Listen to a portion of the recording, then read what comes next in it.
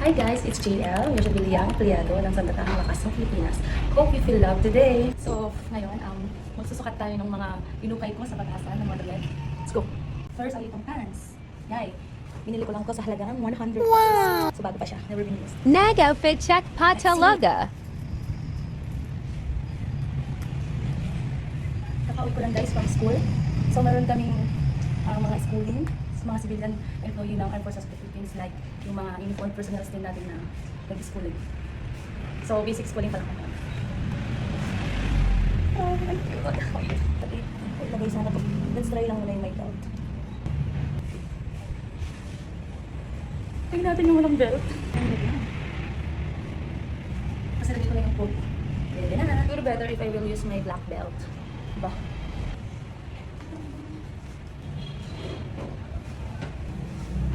Next. So, yung next natin katry is yung 3 for 100 na shorts.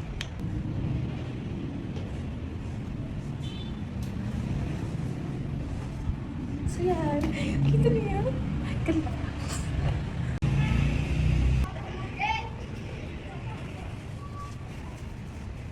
Not bad. Diba? Sinong mag-aakalang 35 pesos lang to? Or 3 for 100? Diba? Not bad.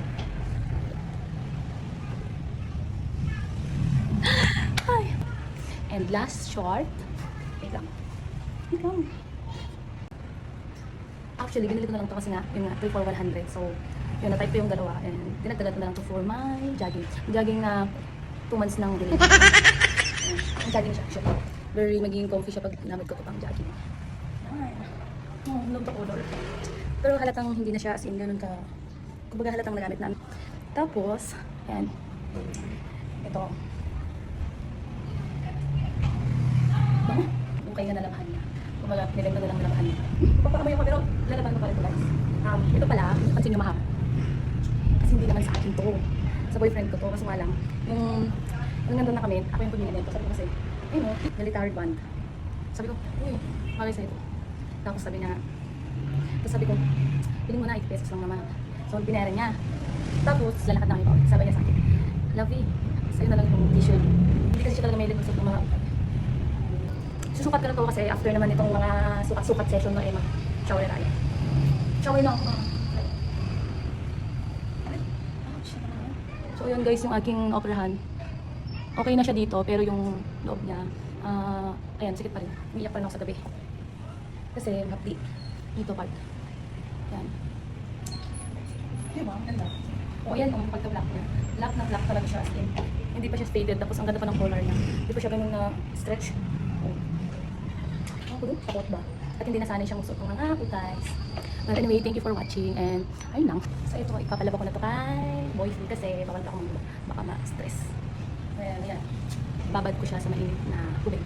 And sabi ko sa kanya pag-pray niya. So natawa siya. Pero pag ako kasi dati ang naglalabad ng mga ukay kong ukay ko nga. Ito yung ginagawa. Nag-pray ko talaga siya. Bye! Bye na talaga. Bye na. Bye na.